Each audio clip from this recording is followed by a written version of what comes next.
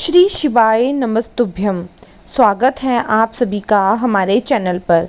आज के इस वीडियो में आप सुनेंगे सोमवार के व्रत की कथा।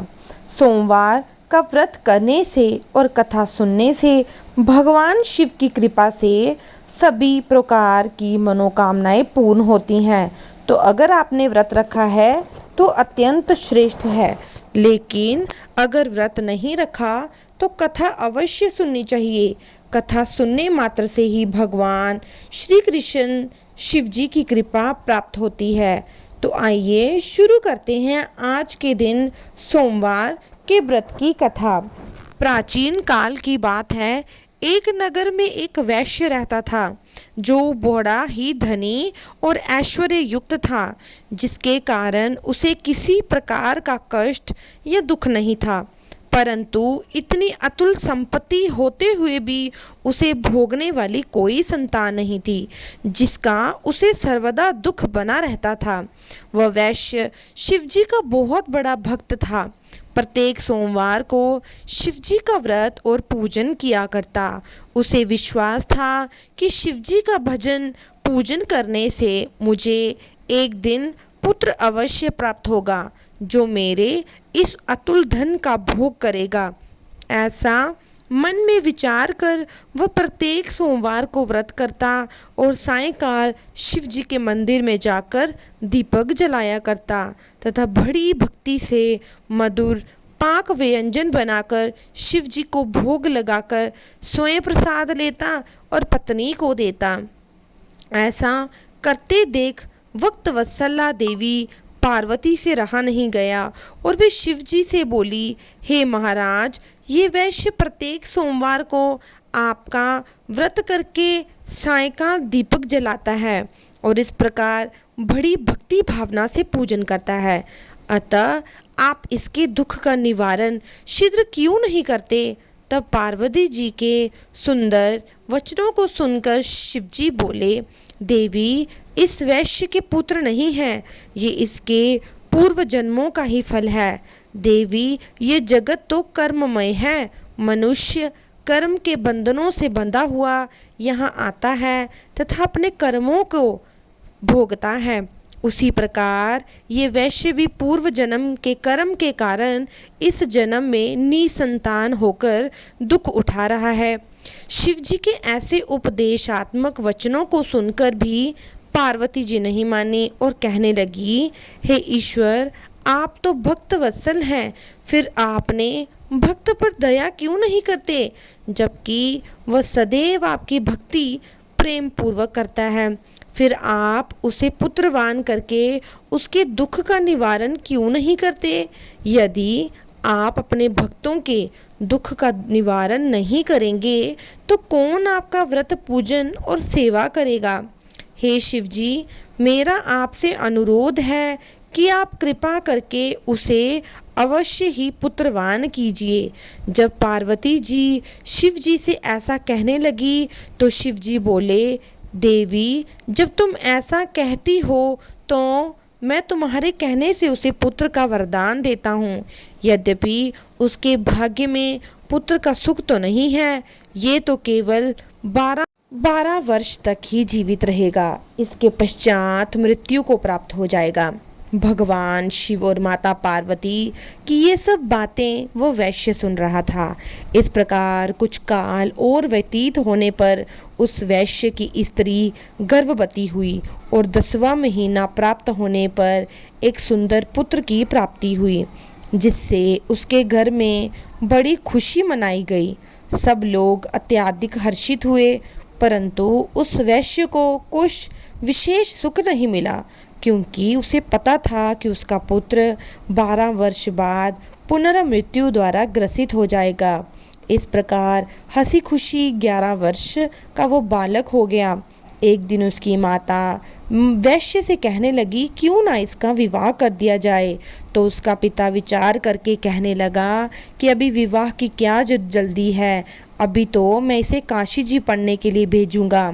स्त्री से ऐसा कह उस वैश्य ने बालक के मामा को बुलाया और उसे खूब सारा धन देकर बोला, अब तुम अपने भांजे को काशी जी ले जाओ, इसे विद्या का अध्ययन कराओ। रास्ते में जगह जगह पर ब्राह्मणों को भोजन देते और यज्ञ करते जाना। इस प्रकार वे दोनों मामा भांजे जगह जगह ब्राह्मणों को भोजन देते यज्ञ करते एक नगर में पहुँचे। वहाँ के राजा की कन्या का उस दिन विवाह था। कन्या बड़ी ही रूपवती और सर्वगुण संपन्न थी, परंतु राजकुमार अर्थात जिस लड़के से उसका विवाह होने वाला था वो एक आंख से काना था, जिससे उसके पिता को चिंता थी। परंतु जब उसने वैश्य के पुत्र को देखा जो बड़ा रूपवान था, तो उसके मन में विचार आया और उसने उसके मामा से बात की और कहा कि थोड़ी देर के लिए अपना भांजा मुझे दे दीजिए तो आपकी बड़ी कृपा होगी। थोड़े ही देर की बात है, विवाह हो जाने के बाद इसे हम वापस कर देंगे और तुम्हें बहुत सारा धन देंगे। फिर तो बालक के मामा ने स्वीकार कर लिया। वर का पिता उसे वर बनाकर मंडप में ले गया और विवाह का समस्त कार्य बड़ी दक्षता से संपन्न किया। परंतु जब लड़का सिंदूर दान करके लौटने लगा तो उसने कन्या की साड़ी के आंचल पर लिख दिया, हे भामिनी, तुम्हारा विवाह मुझ वैश्य के पुत्र से हुआ है और अब मैं काशी जी पढ़ने जा रहा हूँ, परंतु जिसके साथ तुम्हें विदा किया जाएगा वो एक आंख से काना है और वो तुम्हारा पति नहीं है। इस प्रकार विवाह कार्य संपन्न होने पर जब विदा की बेला आई तो राजकुमारी ने अपनी साड़ी पर कुछ लिखा देखा तो उसे पढ़कर उसने राजकुमार के साथ जाने से मना कर दिया और बोली, ये मेरा पति नहीं है, मेरा पति तो एक वैश्य का पुत्र है जो इस समय काशी जी पढ़ने के लिए गया है। फिर तो राजकुमारी की ऐसे बातें सुनकर उसके माता पिता बहुत ही आश्चर्य में पड़ गए और राजा अर्थात वर के पिता की चालाकी से बड़े दुखी हुई।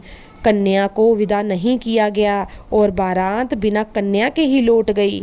उधर वो वैश्य का पुत्र तथा उसका मामा दोनों काशी जी पहुँचे तथा बालक ने अपना अध्ययन प्रारंभ कर दिया और उसके मामा ने यज्ञ करना शुरू कर दिया।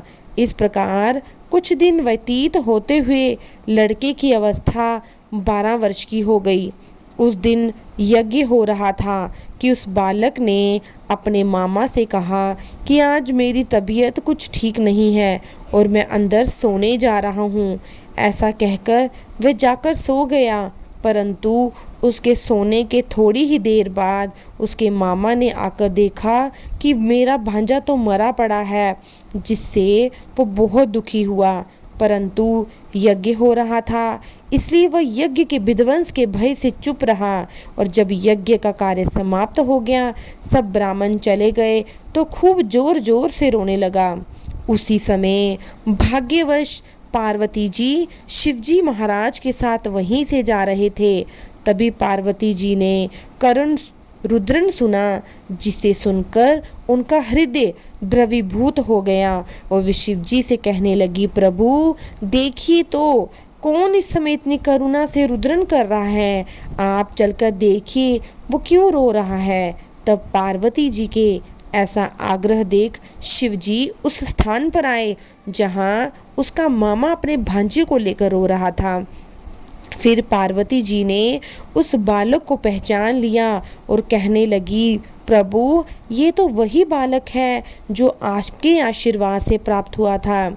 शिवजी बोले, देवी ये बालक अपनी आयु समाप्त कर चुका है, मृत्यु को प्राप्त हो गया है, इसमें किसी का दोष नहीं।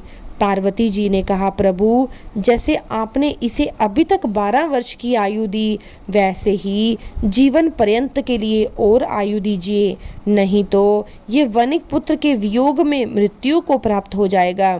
तब पार्वती जी के ऐसा कहने पर शिव जी ने उस वैश्य के पुत्र को जीवित कर दिया। इस प्रकार वह शिव जी के वरदान से जीवित हो गया और शिव पार्वती पुनः अपने धाम को चल गए। फिर कुछ दिनों के पश्चात वह बालक अपने मामा के साथ अपने नगर की तरफ चल पड़ा। चलते चलते वे फिर से उसी नगर में आया जहाँ उसका विवाह राजकुमारी के साथ हुआ था।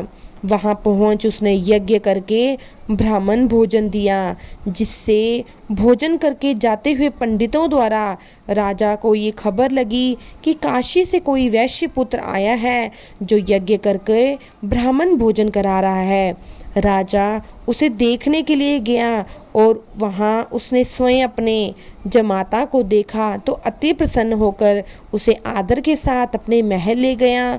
कुछ दिनों तक खूब उसकी आदर सत्कार किया। उसके बाद अपनी पुत्री को खूब सारा धन देकर उसे विदा कर दिया। तब वह वैश्य पुत्र अपनी स्त्री सहित मामा के साथ अपने नगर को चल पड़ा। जब वे घर के थोड़े नज़दीक आए तो मामा ने कहा, मैं पहले जाकर अपनी बहन को तुम्हारे आने की खबर बताता हूँ, जिससे कि वधू सहित तुम्हारा स्वागत करे। इधर वह वैश्य अपनी स्त्री सहित छत पर जा बैठा था कि यदि मेरा पुत्र काशी से लौट कर नहीं आया तो हम दोनों कूदकर अपने प्राण दे देंगे। परंतु जब मामा ने कहा कि आपका पुत्र कुशलता से अपनी स्त्री सहित आया है, आप लोग विधिवत उसका स्वागत कीजिए। मामा की ऐसी बात सुनकर वे लोग अति प्रसन्न हुए और बड़े आदर के साथ पुत्र वधू का स्वागत किया और अति प्रसन्न हो सोमवार व्रत करके शिव जी का विधिवत पूजन वंदन किया। जो मनुष्य सोमवार का व्रत करके शिव जी का पूजन करता है और इस कथा को पढ़ता या सुनाता है, वह सभी कष्टों से छूटकर अपने समस्त मनोरथों को पाता है। बोलिए भगवान शिव की जय। अब हम पढ़ेंगे श्री शिव चालीसा। जय गणेश गिरिजा सुबन मंगल मूल सुजान, कहत अयोध्या दास तुम देहु अबे वरदान। जय गिरिजापति दीन दयाला, सदा करत संतन प्रतिबाला। भाल चंद्रमा सोहत नीके, कानन कुंडल नाग फनीके। अंग गोर सिर गंग बहाए, मुंडमाल तन शार लगाए।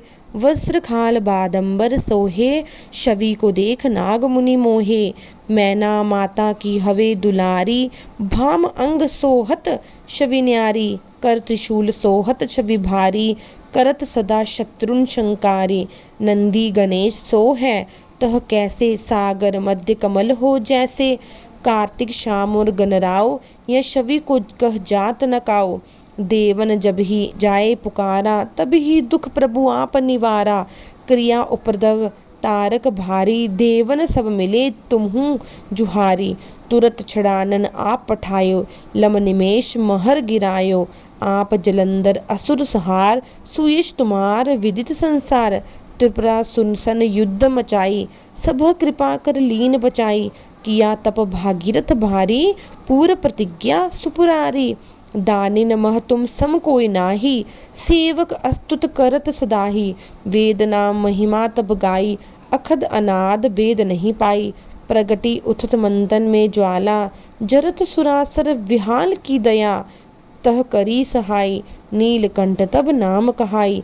पूजन रामचंद्र जब किन्हा, जीत के लंक भविष्ण दिन्हा। सहस कमल में हो रहे धारी, कीन परीक्षा तब पुरारी। एक कमल प्रभु राखे जोई, कमल नयन पूजन चह सोई। कठिन भक्ति देखी प्रभु शंकर, भय प्रसन्न दी इच्छित वर। जय जय जय अनंत विनाशी, करत कृपा सबके घटवासी। दुष्ट सकल नित मोहे सतावे, भ्रमत रहो मोहि चैन न आवे। त्राहि त्राहि में नाथ पुकारो, यही अवसर मोहे आन उभारो। ले त्रिशूल शत्रुन को मारो, संकट से मोहे आन उभारो। मात पिता भ्राता सब होई, संकट में पूछत नहीं कोई। स्वामी एक है आस तुम्हारी, आए हरू मम संकट भारी। धन निर्धन को देत सदाही, जो कोई जाच वो फल पाई। अस्तुत के ही विधि करो तहारी, शंभुनाथ अब चूक हमारी। शंकर हो संकट के नाशन, मंगल कारण विघ्न विनाशन। योगी यति मुनि ध्यान लगावे, नारद शारद शीश नवावे। नमो नमो जय नमो शिवाय, सुर ब्रह्मादिक पार न पाए। जो यह पाठ करे मन लाई, तापर होत है शंभु सहाय। ऋणिया जो कोई हो अधिकारी, पाठ करे सो पावन हारी। पुत्रहीन कर इच्छा कोई, निश्चय शिव प्रसाद तेहि होई। पंडित त्रोषधि को लावे, ध्यान पूर्वक होम करावे। त्रोषधि व्रत करे हमेश, तन नहीं ताके रहे कलेश। धूप दीप नैवेद्य चढ़ावे, शंकर समुमुख पाठ सुनावे। जन्म जन्म के पाप नसावे, वे अंत शिवपुर में पावे। कहे अयोध्या आस तुम्हारी, जान सकल दुख हरू हमारी। नित नेम कर प्रार्थी, पाठ करो 40, तुम मेरी मनोकामना पूर्ण करो जगदीश। मकसर छठ है मंत्र ऋतु, संबत 64 ज्ञान। अस्तु 40 शिव, पूर्ण कीन कल्याण। और अब हम आइए सब मिलकर भगवान शिव जी की आरती करते हैं। ओम जय शिव ओमकारा, स्वामी हर शिव ओमकारा। ब्रह्मा विष्णु सदा शिव, अर्धांगी धारा। ओम जय शिव ओमकारा। एकानन चतुरानन पंचानन राजे। हंसानन गरुनासन, वृषवाहन साजे। ओम जय शिव ओमकारा। 2 भुज 4 चतुर्भुज, 10 भुज ते सोहे। तीनों रूप निरखता, त्रिभुवन जन मोहे। ओम जय शिव ओमकारा। अक्षमाला वनमाला, मुंडमाला धारी। चंदन मृग मद सोहे, भोले शशिधारी। ओम जय शिव ओमकारा। श्वेतांबर पीतांबर, वादंबर अंगे। सनकादिक ब्रह्मादिक, भूतादिक संगे। ओम जय शिव ओमकारा। कर में श्रेष्ठ कमंडल, चक्र त्रिशूल धरता। जग करता जग हरता, जग पालन करता। ओम जय शिव ओमकारा। ब्रह्मा विष्णु सदा शिव, जानत अविवेका। प्रणवाक्षर के मध्य, ये तीनों एका। ओम जय शिव ओमकारा। त्रिगुण स्वामी जी की आरती, जो कोई जन गावे। स्वामी जो कोई जन गावे, कहत शिवानंद स्वामी। मनवांछित फल पावे। ओम जय शिव ओमकारा। अगर आपको सोमवार की कथा अच्छी लगी तो मेरे चैनल को लाइक शेयर सब्सक्राइब जरूर कीजिए और कमेंट सेक्शन में अपनी हाजिरी हर हर महादेव अवश्य लिखें।